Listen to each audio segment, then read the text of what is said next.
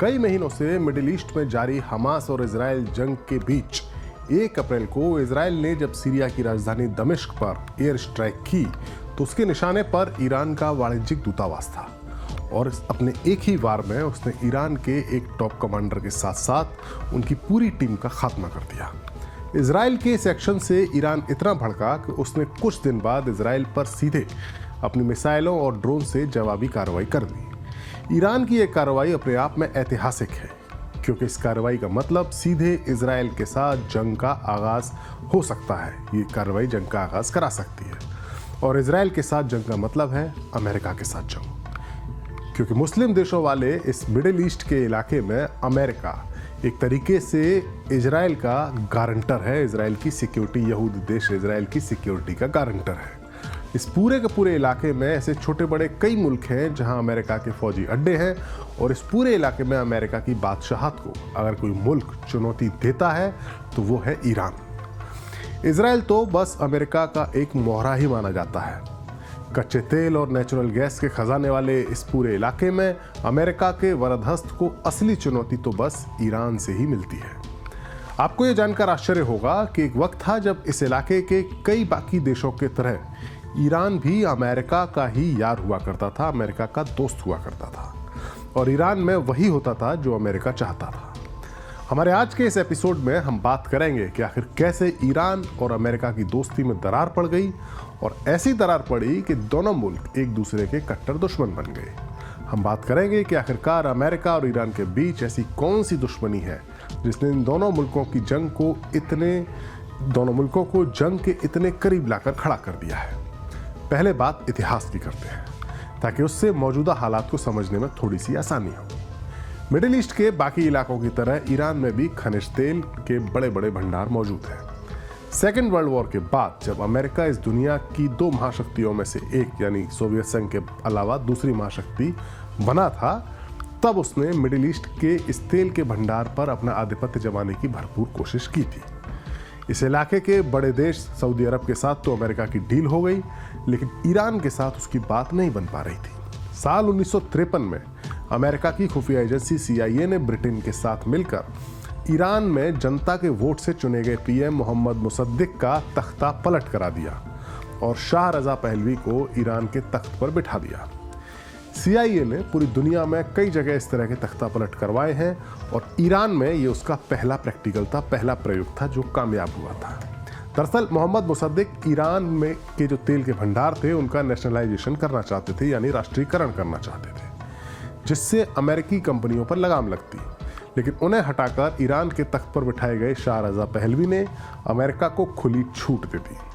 साल 1979 तक अमेरिका और ईरान में अमेरिकी कंपनियों के साथ साथ अमेरिकी कल्चर की भी जमकर एंट्री हो गई थी। ये वो दौर था जब ईरान में महिलाएं बिकिनी पहनकर आज़ादी के साथ घूमा करती थी।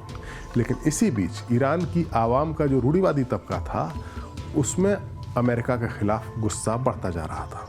साल 1979 में ईरान में इस्लामिक क्रांति हुई। शाह रजा पहलवी की सत्ता को उखाड़ फेंका गया। 16 जनवरी 1979 को ईरान के शाह देश छोड़कर भाग गए और वो निर्वासन में जीने लगे। अयातुल्लाह रूहुल्लाह खुमैनी जो धार्मिक नेता थे उनको ईरान का सुप्रीम लीडर बनाया गया। 1 अप्रैल 1979 को ईरान को एक इस्लामिक देश घोषित कर दिया गया। बस यहीं से ईरान और अमेरिका के बीच की दुश्मनी के बीज पड़ने शुरू हो गए। ये दुश्मनी तब और आगे बढ़ी जब इस्लामिक क्रांति के बाद कुछ छात्रों ने तेहरान में जो अमेरिकी दूतावास मौजूद था वहाँ 52 अमेरिकी नागरिकों को बंधक बना लिया और 444 दिनों तक वो लोग हॉस्टेज बने रहे। अमेरिका ने बहुत ज़्यादा कोशिशें की लेकिन उन्हें नहीं छुड़ा सका। अमेरिकी प्रेसिडेंट जिमी कार्टर अपने लोगों को छुड़ाने में नाकाम रहे और उनको तभी रिहा किया गया जब उनकी जगह रोनाल्ड रीगन अमेरिका के राष्ट्रपति बने। ईरान का पड़ोसी मुल्क है इराक। इराक के तानाशाह सद्दाम हुसैन ने अमेरिका से शह लेकर ईरान पर हमला किया और 1980 से 1988 के बीच पहला खाड़ी युद्ध हुआ। इस जंग में अमेरिका सद्दाम हुसैन के साथ था और ईरान को जान माल का काफ़ी नुकसान उठाना पड़ा। बाद में जब सद्दाम हुसैन ने कुवैत पर भी हमला कर दिया तो अमेरिका का फोकस ईरान से हटकर इराक की तरफ चला गया और 2 बार अमेरिका ने इराक पर हमला करके सद्दाम हुसैन के शासन का अंत कर दिया। सद्दाम हुसैन की मौत के बाद इराक पर ईरान का असर भी काफ़ी ज़्यादा बढ़ गया। और एक तरह से अमेरिका और इराक की जंग का फायदा ईरान को हुआ। इसी बीच ईरान की समझ में आ गया कि अमेरिका के साथ उसकी दुश्मनी उसकी सुरक्षा के लिए खतरा है। जैसा सद्दाम हुसैन के साथ अमेरिका ने किया, वैसा ही ईरान के साथ भी वो कर सकता है। और सुरक्षा की गारंटी के लिए उसने परमाणु हथियार बनाने की कोशिश शुरू कर दी।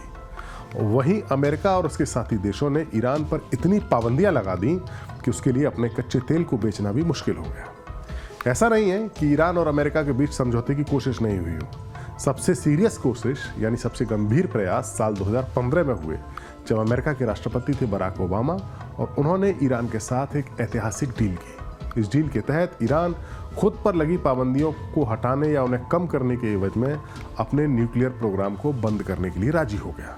लेकिन अमेरिका के अगले राष्ट्रपति डोनाल्ड ट्रंप ने ईरान के साथ हुई इस डील को रद्द कर दिया और ईरान फिर से अमेरिका के रडार पर आ गया। अब हम आपको बताते हैं कि हमास इजराइल की जंग में ईरान की क्या भूमिका है और इस पूरे मामले में अचानक से ईरान क्यों इजराइल के सामने आकर खड़ा हो गया है। यूं तो मिडिल ईस्ट के इलाके में मौजूद ज़्यादातर मुस्लिम देश इजराइल को अपना दुश्मन मानते हैं, लेकिन ईरान अपने गुरिल्ला संगठनों के जरिए इजराइल के लिए लगातार खतरा बना हुआ है, लगातार खतरा खड़ा करता रहा है। फिलिस्तीन का जो संगठन है हमास, उसको ईरान की एक्टिव मदद मिलती रही है और लेबनान में, जो कि इजराइल के उत्तर में है, वहाँ मौजूद भारी हथियारों से लैस एक मिलिशिया है, एक आतंकी संगठन है हिजबुल्ला, जिसको ईरान ने ही खड़ा किया है, जिसको आतंकी संगठन का दर्जा भी दिया जाता है। अब हालात ये है कि ईरान इजराइल जंग की सूरत में हिजबुल्ला उत्तर की दिशा से इजराइल पर हमला कर सकता है। अमेरिका को इस बात का एहसास है कि अगर हिजबुल्ला और ईरान ने मिलकर इजराइल के खिलाफ जंग छेड़ दी या इसके खिलाफ आ गए और सीधी जंग शुरू होती है, तो वो उनके दोस्त यानी इजराइल के लिए काफ़ी मुश्किल खड़ी कर सकती है। इसी आशंका के मद्देनज़र अमेरिका ने, जैसे ही गाज़ा का युद्ध शुरू हुआ, उसने अमेरिका ने इजराइल की सीमा के करीब पूर्वी भूमध्य सागर है, वहाँ पहले अपने सबसे घातक एयरक्राफ्ट कैरियर USS फोर्ड को रवाना किया और दूसरा कैरियर ग्रुप USS आइजनहावर भी कुछ वक्त बाद उस इलाके में पहुँच गया। अगर दोनों देशों में जंग होती है, यानी इजराइल और ईरान के बीच में जंग होती है, तो निश्चित तौर पर इसका असर पूरी दुनिया पर पड़ेगा, जो पहले से ही रूस और यूक्रेन युद्ध के चलते परेशान है। और इजराइल और ईरान के युद्ध में अमेरिका की एंट्री होगी ही होगी। यानी अमेरिका ईरान की अपनी पुरानी दुश्मनी पूरी दुनिया पर भारी पड़ सकती है, जो दुश्मनी ईरान और अमेरिका की है। अगर ये जंग होती है तो इसका असर, इन दोनों की मुल्कों की दुश्मनी का असर पूरी दुनिया पर पड़ेगा।